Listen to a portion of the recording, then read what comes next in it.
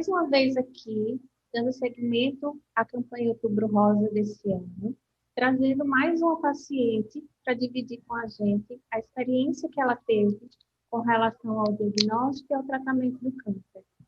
Então, hoje nós vamos estar com a Valéria. Olá, Valéria. Olá, tudo bom? Tudo ótimo, querida. Muito obrigada por ter aceito o nosso convite de vir dividir um pouquinho da sua história de superação. E Eu que agradeço. Eu queria que você começasse se apresentando para a gente. Fala um pouquinho de você. Bom, eu sou a Valéria, tenho 45 anos e descobri o câncer de mama aos 43 anos, né? E foi uma fase da minha vida assim, bem difícil de enfrentar, porque não é um diagnóstico fácil, né? Mas estou aqui para contar a história. Como é que você descobriu, Valéria, o diagnóstico? Você estava fazendo exame de rotina? Eu já fazia acompanhamento, fazendo exame nas mamas, mamografia, ultrassom, desde 2014, desde que eu completei meus 40 anos. E fazia isso anualmente. A ginecologista pedia ultrassom, pedia mamografia, e até então estava tudo normal, né? Em 2018, um dos cistos ficou na categoria BIRADS 3, e eu fui encaminhada para uma mastologista que pediu que eu fizesse o acompanhamento a cada 6 meses. E eu fiz exames, tudo ok, e dentro desses 6 meses que ela falou que eu teria que ficar acompanhando, foi que um dos cistos começou a manifestar algumas coisas assim estranhas. Eu sentia muitas fisgadas na mama, e eu reclamava para ela que aquilo não estava me incomodando, mas aí ela passou o exame, e no exame deu tudo normal. Né? E aquilo foi me incomodando, foi crescendo, a região foi ficando avermelhada, e já comecei a sentir, a palpar e sentia, né, o nódulo grande. E quando eu retornei para a mastologista, que nesse meio tempo, né, entre uns exames e outros, eu precisei trocar de mastologista, porque a primeira, ela saiu de licença maternidade. Aí foi quando eu mudei de mastologista, e quando ela fez o exame local, ela já me encaminhou para fazer a biópsia. Mas até então, eu achava que estava tudo normal. Né? E foi tudo muito rápido. Num dia eu fiz o exame, no dia seguinte eu fiz a biópsia. Na mesma semana, eu acho que com 5 dias, saiu o resultado. Né? E, para minha surpresa, foi aquele choque. Né? Quando a gente vê o resultado que está lá escrito lá, carcinoma, meio que some o chão, dá o medo, o desespero, né? E a partir daí foi que começou a batalha. Nesse intervalo aí que você percebia as fisgadas, sentia que tinha alguma coisa diferente, em algum momento você já cogitava que poderia ser câncer? Passava pela sua cabeça? Não, eu confiava nos exames, e os exames diziam que estava tudo bem, né? Apesar de que minha avó materna já teve câncer e morreu disso, faleceu disso, na minha mente, não, era alguma coisa, algum cisto que estava crescendo demais e que estava tudo bem. Eu confiava que ao receber o resultado, ia estar lá benigno, né? Como Tanto até que, então esteve nos anteriores, né? exatamente. Tanto que eu fiz a biópsia, eu não moro na capital, não moro aqui em Maceió, moro no interior, fiz a biópsia, voltei para casa, E para poder pegar o resultado, eu pedi para que o laboratório me enviasse pelo WhatsApp. E eu disse, olha, me envia, porque eu não tenho como voltar aqui somente para pegar esse resultado. E eu quero saber desse resultado. Aí, quando o laboratório me enviou pelo WhatsApp, que eu abri, que vi, foi aquele, né, aquele choque. Que eu tive que me segurar, porque eu estava no local de trabalho, estava com a minha filha, e tive que segurar as pontas até chegar em casa. Uhum. Tá. Como é que estava a tua vida nessa época, Valéria? Você estava trabalhando, Trabalhando, né? uma vida Trabalhando os muito dois horários, vida tumultuada. normal. Sim, digamos que sim, porque trabalhar os dois horários, dar conta de casa, do trabalho, né? Uhum, Como todo mundo, né? Então, a gente tinha um ritmo de vida, assim, bem corrido, né? uhum. Mas não passava pela minha mente que pudesse ser isso, né? Pudesse ser o câncer. É. Aí veio o diagnóstico, deu que era carcinoma, o chão sumiu, né? Sumiu, isso. E aí? Qual foi o encaminhamento a partir disso? É. O encaminhamento foi que eu fiquei sem chão, eu fiquei sem óleo. E eu meio que fui pedindo auxílio à minha mastologista, né? Você agora tem que ir para um oncologista, agora você vai ter que ir para tratamento, você vai ter que fazer outro exame para saber o subtipo, e a partir daí é que a gente define se faz cirurgia primeiro, se faz quimioterapia primeiro. Aí, quando falava a palavra quimioterapia, já me dava aquele medo, Uhum. né? E daí eu comecei o tratamento, né? Procurei o oncologista, o doutor Bruno, e a partir daí, com o resultado do imunohistoquímico em mãos, foi que a gente definiu o tratamento, né? Que seria a Uhum. quimioterapia primeiro, para depois a cirurgia e depois a radioterapia. Tá, você trouxe uma questão que a gente discutiu em um outro momento com outra paciente, com relação ao sentir, né? A gente tem um mito aí de que o câncer não dói, né? Durante muito tempo a gente ouvia se falar nisso. O paciente que Hum, está sentindo alguma coisa não é câncer, não se preocupa que não é câncer, porque câncer você não sente nada. A outra paciente que isso, conversou com a gente disse que sentia dor. Você hoje traz uma fisgada, né? Então, assim, isso, pode ser, né? Se você está sentindo alguma coisa diferente, realmente precisa dar atenção a essa sintomatologia e buscar investigar, né? A gente isso, precisa sair desse hábito, né, de ouvir falar sobre algumas coisas e acreditar nisso, que nesses conceitos pré-concebidos, né, e o câncer tem muito disso, ideias que são pré-concebidas ou até que em algum momento foi dessa forma, mas que com toda a evolução hoje já se percebe de uma maneira diferente, né? E assim, como você disse, foi um intervalo de 6 meses, né? Antes até de completar os isso, 6 meses, né? Então, isso, assim, se está percebendo que tem alguma coisa diferente, precisa se investigar. Mesmo que não tenha chegado ainda na nova fase de repetir os exames, isso. né? É a questão de respeitar o que é que o corpo está apresentando naquele momento.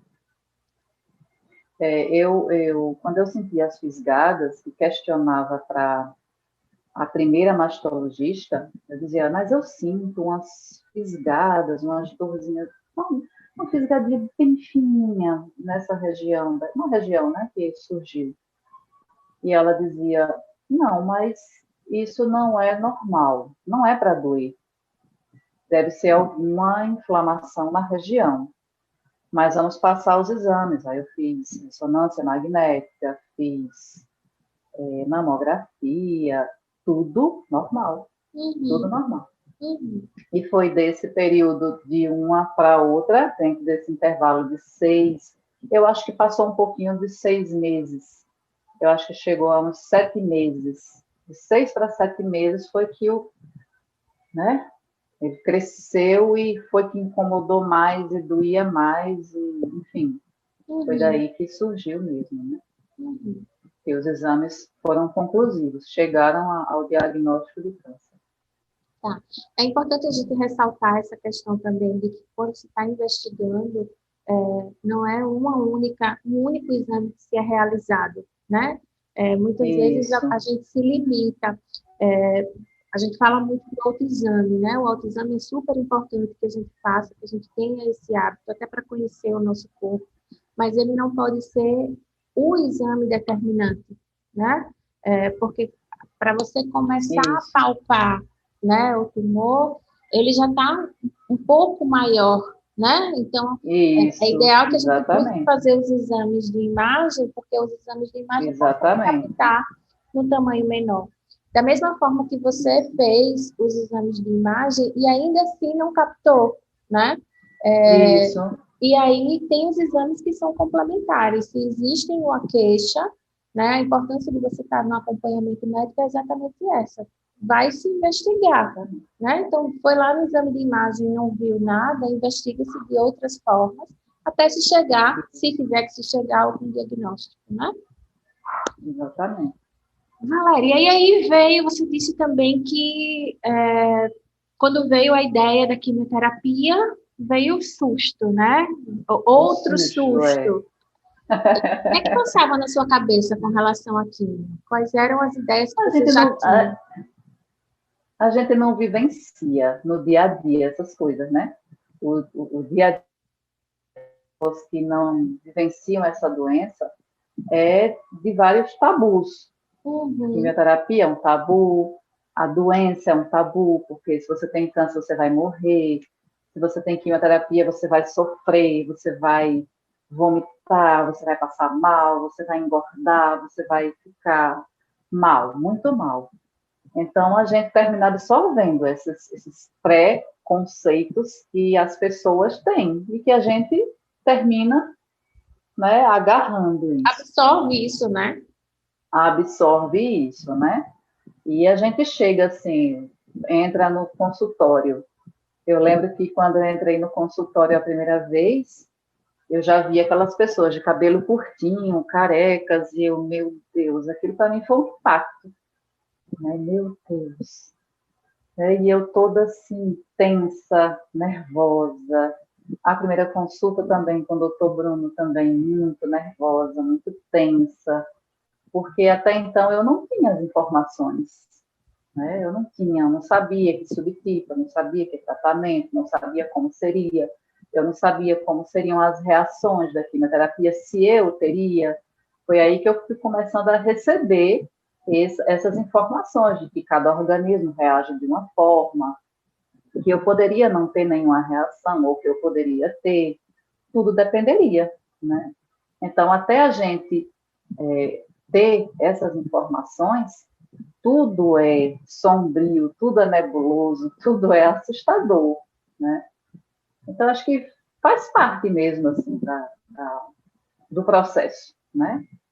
Até então, eu estava com medo, eu estava assustada, mas depois a gente vai entendendo, vai relaxando, vai se permitindo vivenciar tudo aquilo. E tomando propriedade também, né? Do que está Isso, acontecendo, como você falou, do até que está então, acontecendo. até se É, receber o diagnóstico, é tudo muito do que eu já ouvi ou já vi, isso, né? A partir isso, do momento que você recebe o diagnóstico, você começa a lidar com aquela realidade dentro da sua história, né? Então, o que é que o seu isso, médico está falando para você? Quais são as orientações para o seu caso? Quais são as reações que o seu organismo vai apresentar, né? isso, Uma das coisas que a gente preza muito é por essa questão da informação, né? Eu acredito que a claro, melhor forma de se vivenciar todo esse processo é o conhecimento. com Então, a a partir do momento que informação. você conhece, que você sabe a sua história, eu até falo muito assim, não vai para a internet pesquisar, porque a internet é maravilhosa, mas ela também pode trazer as informações de uma forma muito generalizada, né? E aí você vê Por aquilo lá, incrível que pareça, eu não fiz isso, porque eu disse que eu maravilha. ia ficar muito noiada, neurótica. com as informações que muitas, né? Todo mundo na internet, o Google é um doutor, o doutor Google, e a gente, eu poderia até me assustar mais, né? Então eu não fiz Uhum, isso, eu não uhum. procurei. Ótimo. Então, essa propriedade que você foi tomando no decorrer do seu tratamento dentro da sua história, que foi contribuindo possivelmente para que você ficasse mais tranquila e fosse enfrentando as situações à medida que elas fossem Isso. surgindo, né? E aí, como é que foi a tua químio? Foi uma químio de muita reação? Foi uma químio que eu sempre dizia para o doutor Bruno, quando eu chegava para ele, foram muitas emoções. A primeira é sempre aquele impacto, né? O subtipo foi o triplo negativo, vermelhas e 12 brancas. Então, as vermelhas, elas foram as mais emocionantes. Em cada uma delas, eu senti uma intensidade diferente das reações. Eu tive enjoo, eu fiquei prostrada, muito cansaço, né? Enfim, foi pesada. A quimio vermelha Um foi grande pesada. impacto, né? Foi, né? Foi assustador, né? Mas, à medida que passavam-se os dias, que eu entendia como meu corpo ia reagindo às químios, eu comecei a fazer associações, porque parecia muito com enjoo de gravidez. E eu já tinha passado por uma gestação, eu sabia como era enjoo de gravidez, e eu achei até que o enjoo da gravidez é mais intenso do que o enjoo da quimioterapia. Então, a gente vai fazendo essas associações e vai tornando o processo mais fácil, né, de aceitar. E passava uma semana, o corpo recuperava e na semana seguinte a gente já estava pronta, se preparando para receber a próxima, que também as reações eram diferentes. Nas 4 vermelhas, eu tive reações, uma mais intensa, a outra mais suave, né? A última, eu acho que a terceira foi a última. Então, eu sempre aguardava a quimioterapia para poder ver como o meu organismo iria reagir. Uhum. Qual foi a reação que você percebeu que foi mais impactante para você? O que é que você teve durante o processo de quimioterapia que você, naquele momento, foi o chacoalhar? Eu acho que foi dores no corpo. Eu fiquei assim, doía tudo. Eu até fiz uma comparação na época que eu disse assim, olha, me vestiram com um colete à prova de bala, metralharam e disse, olha, aguenta firme que daqui a 2 dias você vai sentir. E foi essa reação mesmo, o corpo muito dolorido, muito cansaço, né? Eu lembro que eu passei, acho que 2 dias sem conseguir me alimentar, na água de coco, enfim, mas passou, né? Esse Essa, foi o impacto maior. você fazia atividade física, Valéria? Você tinha o hábito de fazer alguma Tinha, atividade? fazia atividade física. Eu não era assídua, mas eu Uhum. frequentava academia, alimentação saudável. Eu tinha uma vida saudável, tirando o estresse do dia a dia, do trabalho, mas a gente, né, leva uma vida saudável. Eu sempre levei uma vida saudável, tanto de alimentação como de atividade física. Uhum. E aí, durante esse processo de químio, você suspendeu tudo? Sim, sim, até pela rotina das viagens, de Uhum. ir e vir para Maceió, né? Aí o organismo também não aguentava, né? Eu passava uma semana me recuperando, na semana seguinte já tinha que vir porque tinha a questão da manutenção do catéter. Enfim, a minha vida ficou entre, né, na estrada, Uhum. e vir para poder a manutenção do tratamento, né? Uhum.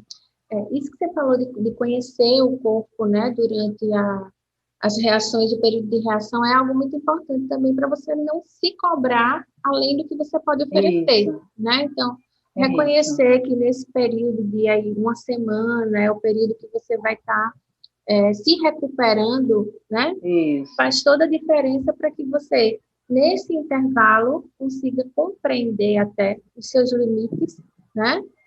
Para não estar isso. se exigindo. Tem muitas pessoas que acabam sofrendo muito mais, porque, não posso mais fazer o que eu fazia, fazer atividade, as pessoas que Uhum, faziam atividade, ou está saindo, ou, enfim, as limitações que esse período pode provocar, né? Mas também reconhecer que é um período e que depois daquele intervalo você continua isso, desenvolvendo as suas atividades. E aí você foi encontrando algumas formas de minimizar essas reações, né? isso. O que é que você foi fazer? É, vamos lá.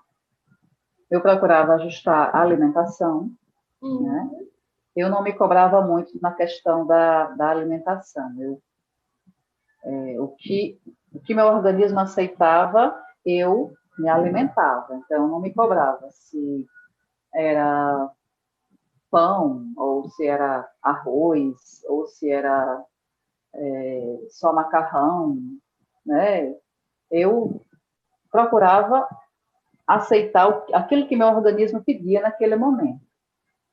Então, em cada quimioterapia das vermelhas, eu digo assim das vermelhas porque nas brancas eu não tive nenhuma reação.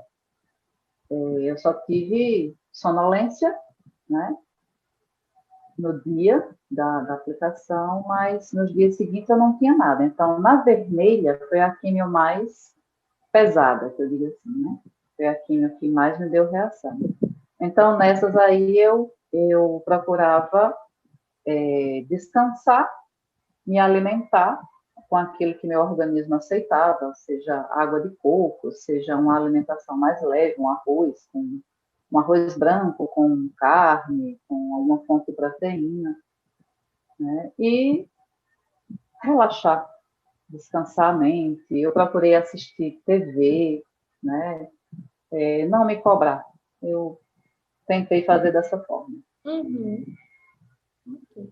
Como é que você lidou com a queda do cabelo? A queda do cabelo é É, a uma queda de reação cabelo foi, temida, né? foi impactante, né? A queda de cabelo foi uma coisa impactante. Eu lembro que eu perguntei para o doutor Bruno, quando ele falou, você vai fazer quimioterapia, você vai cair meu cabelo? Aí ele respondeu, vai já na segunda sessão, né? E aquilo para mim, assim, foi, né? É assustador, porque o cabelo é uma parte, né, do nosso corpo que deixa a gente, moldura o rosto, deixa a gente, né, com autoestima melhor, a gente escova, a gente muda a cor e a partir daí a gente vai se sentindo melhor com o cabelo. E para mim foi assim, impactante, porém eu fui minimizando. Meu cabelo era longo, eu cortei uma parte logo, desse corte que eu fiz um rabo de cavalo e doei para uma ONG que faz perucas para pessoas com câncer. Depois disso, eu cortei mais curtinho para me preparar para a queda mesmo. E depois da queda em si, eu usei lenços, né? Eu me sentia bem com os lenços. Eu não usei Uhum, peruca, eu uhum, usei os lenços e depois dos lenços já no finalzinho do tratamento, eu abandonei os lenços e assumi a careca. Aí, acho que um mês, por aí, até os cabelos começarem a nascer. uhum. Mas foi etapas, né? Foram etapas. Cada etapa foi desafiadora, foi no começo foi assustadora, mas no final eu achei assim que foi transformador, sabe? Porque mexe não só com a estética, mexe mexe com o que a gente começa a olhar mais para dentro da gente. A gente começa a perceber que a beleza da gente não está nos cabelos, não tá no penteado, na escova, na chapinha, na cor, né? Que a gente tem que brilhar por dentro para refletir lá fora. E independe de cabelo, independe de lenço, independe de peruca, independe de qualquer coisa, né? E É, no final eu me senti assim tão que eu fiz aquela analogia da lagarta para a borboleta, né? Eu usei muito isso. E eu fiquei pensando, eu deveria ter usado minha careca logo no começo, mas no começo não estava preparada. sim, É um processo, é um- né? era isso que eu ia falar, É um Valéria. Isso processo. é de verdade um processo, né? São É um fases processo. que vocês É, vivenciam. Essa questão que você traz, a queda do cabelo, de fato, é uma das coisas que é muito questionada, né, por todas as é mulheres. isso. E lidar, né, se eu vou cortar, se eu vou raspar, se eu vou usar peruca, se eu vou usar o lenço, né? Não existe uma forma X de se comportar diante disso. Vai depender muito de cada pessoa, né? Tem pessoas que não se imaginam, não se veem sem o cabelo e aí precisam, É né, isso. da peruca para complementar o visual. Tem outras pessoas que se adaptam perfeitamente ao uso de lenços. E tem as que usam de fato a careca, né? Mostram É aí isso. e estão muito de bem, né? Vem muito de como é que eu me sinto de fato bem em estar me apresentando para mim mesma e consequentemente para o outro, né? E aí nesse processo saiu o cabelo, né? Vieram os Hum. lenços e junto com os lenços veio uma outra coisa que você começou a usar também que passou a ser a sua referência, né? Eu acho que foi o batom. A marca O registrada da batom Valéria. vermelho. Onde eu chegava, eu tinha que estar com o batom vermelho delineador. Tinha que ter o batom vermelho e o delineador. Eu achei interessante que uma vez você falou do uso do Ah, batom quando você estava se preparando para vir para a quimioterapia, né? sim, E isso é muito significativo, né? Você se vestir literalmente de algo que está ali lhe isso, fortalecendo para aquele momento, né? isso. O processo da quimio muitas vezes Tinha é uma, tinha uma produção, né? Eu isso. escolhi a roupa, escolhi o lenço, escolhi a máscara, né, que combinava com o lenço, que tinha que ter o delineado, que tinha que ter o batom, e aquilo dali me dava, a cada químio me dava uma força. Vai, você não pode ficar com aparência, né? Levanta e vai. Né? E Uhum, era a forma que eu encontrava. O batom vermelho, o delineador, meus lenços, as maravilha. minhas máscaras, né? Maravilha. Não é à toa que é um processo libertador mesmo para você, né? O É, vermelho, a isso, vida, a renovação, né? isso. Ok, Tinha que ter algum destaque. aí você fez O vermelho. o destaque do vermelho. E você ficou conhecida também por isso de outras pessoas, né? Você participou aí, você fez uma campanha do Dia dos Namorados, não foi? Que encontraram você e reconheceram pelo batom na Medirádios? Uma funcionária Eu acho que falou, foi né? na, eu acho que foi na campanha do Janeiro Branco. Janeiro Branco, foi isso. Isso, na campanha do Janeiro Branco. A minha foto foi publicada e no dia eu fui fazer, acho que foi o PET-CT. E quando eu cheguei lá, você é a da foto, você sabia que você está famosa? Eu, nossa, estou. Aí o doutor Rui encontrou comigo, essa moça, daqui a pouco está dando autógrafo. As coisas boas que o Não foi tutor... proposital. Não, as coisas boas, né? A gente vem sempre falando aqui que esse processo de adoecimento e tratamento, ele também traz coisas que são muito positivas, né? Se você se Isso, permitir vivenciar cada etapa, cada processo, tem um aprendizado, né? Traz para vocês uma possibilidade de aprender, de se sair renovada, né? é. É, é, E pode acredito que falar. esse processo aconteceu com você também. né? De Sim, descobrir, de aprender, de se renovar. sim, sim. Isso. Quem era eu no começo e quem era eu, quem eu me transformei no fim, né? Uhum, No começo era aquela pessoa que chegou lá amedrontada, que não tinha informação, que não sabia o que poderia acontecer, né? Porque a cada exame que a gente faz, a gente, né, aquela expectativa do resultado, até definir o tratamento. Então, assim, a gente vai ganhando força, né? A gente alimenta a fé e tudo isso faz parte do processo de crescimento, né? uhum, Então, a gente já é tudo tão intenso, já é um tratamento tão sério, né? Com medicamentos tão intensos, assim, para as reações do nosso organismo, que não é justo a gente absorver isso, uhum.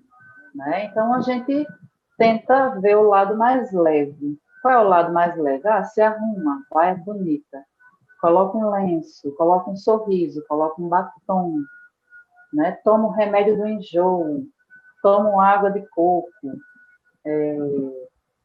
e procura ver o lado positivo, que o lado positivo é a gente buscar a cura, né? Que melhor lado esse, né? Buscar a cura. Então, isso tem que deixar a gente feliz, tem que deixar a gente mais iluminada para concluir o tratamento, né? Eu pensei e agi dessa forma e achei que foi mais fácil levar até o fim dessa forma, né? E aí você fez cirurgia, Isso. depois Fiz você concluiu a cirurgia, químio, fez a cirurgia e foi fazer a cirurgia, rádio. isso, a quadrantectomia, retirei só o quadrante. A doutora Jocela, ela me propôs, ou você tirar a mama, mas a gente pode retirar o quadrante, e ela me passou tanta confiança e eu, vamos retirar o quadrante. Retirei o quadrante, e depois de, acho que um mês, acho que por aí, um mês e meio, eu fiz a radioterapia, né? A rádio ainda era, entre a cirurgia e a radioterapia, eu não sabia de fato se eu iria fazer a radioterapia. Mas aí depois ela me confirmou que eu necessitava fazer a rádio e eu fiz 19 sessões. Em plena pandemia, no comecinho da pandemia, com aquele medo, a gente termina o tratamento oncológico, aí chega a pandemia, né, com aquela, tudo era novidade, a gente não sabia o que Uhum. era que poderia acontecer, né? E a gente, né, foi para lá fazer a radioterapia em plena pandemia, mas graças a Deus deu tudo certo e concluímos a radioterapia e concluímos o tratamento. Concluímos, realmente concluímos, né? Agora só sigo na fase de acompanhamento, porque não há necessidade de eu tomar mais nenhum medicamento nesse pós-radioterapia, pela resposta completa que eu tive aqui na terapia, né? Uhum. E estamos só na fase de acompanhamento agora, fazendo exames, consultas, e graças a Deus está tudo tranquilo. Então, a gente fala muito do novo normal a partir da pandemia, né? A Valéria está Isso. voltando para o novo normal da Valéria após tratamento, né? É, E aí os exatamente. cabelos começam a crescer. Começam a crescer, começam a dar um trabalhinho e a gente começa a arrumar aqui, arrumar ali, né? Maravilha. Valéria, como é que foi lidar com a família, com a sua família? Você falou no começo que tem uma filhinha, né? Isso, Pequena ainda. E como é que foi isso. lidar com esposo, com filha, com mãe? Como é que a família interagiu nesse processo? Eu pensei muito como eu iria contar, né? Primeiro em casa, porque como minha filha pequena, na época tinha 7 anos, como era que eu ia dizer para ela que eu estava com câncer, né? Então eu relutei, fui adiando, comecei o tratamento, comecei a fazer os exames, a gente vinha para cá, para Maceió, fazia os exames, tudo na companhia dela. E ela, pequena, muito inteligente, esperta, entendia tudo. Mas chegava a me questionar: mamãe, o que você tem? É câncer, mamãe? Não, mamãe está com uma... no meu pensamento, isso iria assustar, né? E ela: mamãe, é câncer? Não, minha filha, mamãe está só com inflamaçãozinha no peito e vai ficar boa, né? E ela chegou a me perguntar isso 2 vezes, e nas 2 vezes a gente amenizava a informação dizendo que era uma inflamação. Mas quando chegou na época da quimioterapia, diante da queda dos cabelos, isso já iria ficar notório, né? Então a gente chamou ela e conversou, e ela disse: mamãe, eu já sabia, eu já sabia. Mas mamãe, você, que ela associa o câncer à morte, né? Mamãe, você vai morrer? Eu disse: não, minha filha, a mamãe vai tratar para ficar boa. Agora você vai ter que ajudar a mamãe, ajudar papai, pedir para papai do céu que a mamãe fique curada, né? E a partir de então, ela todos os dias faz as orações dela e pede nessas orações que eu fique curada todos os dias da minha vida, por todos os anos. Coisa linda. Né? E em relação a ela, foi dessa forma. Em relação à minha família, eu demorei um pouco a dar notícia para minha mãe, porque minha mãe perdeu a mãe dela com câncer de mama, né? Então, até eu ter a certeza, eu fui adiando a notícia para ela. E da família, de um modo geral, eu demorei também a anunciar que estava com câncer, porque exatamente pelo fato da minha avó ter falecido com câncer. Então, eu queria me proteger, talvez, assim, de pensamentos de que comigo iria acontecer a mesma coisa. Pensamentos associados, né? Como naquele momento eu estava fragilizada, eu estava fazendo os exames, eu estava ainda descobrindo como iria ser, eu preferi primeiro ter todas as informações para fazer o tratamento, e quando eu tivesse me sentindo fortalecida, eu daria a notícia. Então, eu fiquei assim, quietinha, um período, me fortalecendo, né? Tomando todas as informações que precisava, até me sentir preparada para contar. Né? E depois disso, as pessoas, os amigos mais próximos, né, também ficaram sabendo. Enfim, foi uma rede de apoio muito grande que eu recebi, né, de orações, de amigos, né? Super importante. E da família também. Super importante isso. E assim, isso que você traz é uma coisa que vale a gente ressaltar no sentido de todo o momento vivenciado, ele vai depender muito da sua elaboração, né? O seu tempo de elaborar e digerir a informação para, a partir disso, você conseguir exteriorizá-la, né?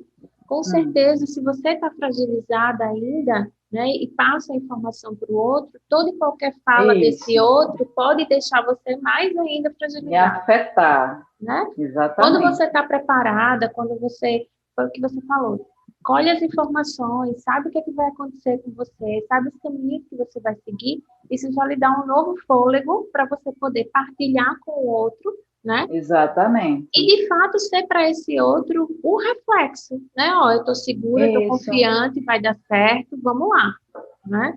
Então, esse tempo que você teve para dividir com as outras pessoas estava muito relacionada ao digerir mesmo, a elaborar a informação para você, né? Isso. Valéria, o que é que você tem para dizer para as mulheres, para os homens, porque homem também pode, né, apresentar, desenvolver câncer de mama. Isso. O que é que você tem para dizer para essas pessoas nesse mês, que é um mês de campanha, mas não significa que a gente tem que atentar para isso só agora, né, em outubro. Que recadinho você tem para deixar para a gente, né? Olha, uma coisa Uma coisa que eu sempre digo é, sejam investigativos. Eu acho que, pela minha própria experiência, né? Eu já fazia acompanhamento, fazia todos os exames. E, dentro dos prazos, ainda surgiu isso. E eu fico me perguntando, e quem não faz autoexame? Quem não faz exame de imagem? Quem, né, não se preocupa, não pensa? Né? Eu fico pensando nessas possibilidades. Então, eu acredito que as pessoas elas precisam ser investigativas. Até porque, hoje em dia, os casos de câncer de mama nas mulheres, elas aparecem em mulheres muito jovens, que não têm nem idade ainda de fazer mamografia, né? Então, se elas vão ao ginecologista e fazem o exame, né, local, lá na hora, no dia, tá tudo ok. Normalmente, se tá tudo ok, não pede exame de imagem. Mas se de repente, se a pessoa solicitar o exame de imagem e fizer para desencargo de consciência para ver se está tudo ok, não seria melhor? Então, eu acho que as pessoas elas precisam ser investigativas, elas precisam fazer autoexame, precisam fazer exames de imagem, precisam conversar com seus médicos, né, com o ginecologista, com o mastologista, para, de todas as formas, elas estarem munidas de informação, né? Informação que pode prevenir. Né? É verdade. É isso. Eu acho que as pessoas elas precisam se conhecer e ser proativas, né? E ser investigativas. Elas não esperam sentir alguma coisa, não espera sentir uma dor, não espera sentir um carocinho. Vai, corre atrás. Eu acho que só tem a ganhar. Eu acho que só tem a acrescentar. Né? E assim, e ter como base essa orientação mesmo, né? Assim, fazer as visitas de rotina, ter a orientação médica, né? Isso. É o melhor caminho que a gente tem para conseguir se manter nesse cuidado, né? É lógico que a gente sabe que tem uma idade aí que é preconizada como a idade ideal para se fazer, né? Necessária para se fazer Isso. a mamografia. Mas se você tem um histórico considerável, se você está sentindo alguma coisa diferente, é o que você falou de ser investigativo, né? Se tem alguma coisa que está sinalizando que precisa de uma atenção, busque essa atenção, né? A gente sabe que muitas pessoas têm receio de buscar. Eu já escutei muita gente dizer assim, quem procura acha, né? Que bom que se ache, porque é achando que você tem a opção de tratar, né? Exatamente. Então, assim, vamos fazer os exames de rotina, vamos para as consultas médicas. Como eu disse, não é só agora no mês de outubro, né? Durante todo o ano a gente precisa estar atento ao nosso corpo. Quando a gente fala de prevenção, a gente não está falando de evitação, né? Quando a gente fala de exames preventivos, não é porque eles vão evitar que o diagnóstico chegue, mas eles vão possibilitar um tratamento desde o começo, né? E tá aí, Valéria, trazendo a história de superação dela, porque foi diagnosticado de uma forma inicial, né? E aí possibilitou esse resultado que a gente está tendo agora. Então, assim, não vamos ter medo, né? Vamos buscar mesmo, né? Vamos nos cuidar. E se tiver medo, passa. Com informação, passa. Exatamente. Né? O que importa é que eu acho que toda a rede de médicos, o conjunto, né?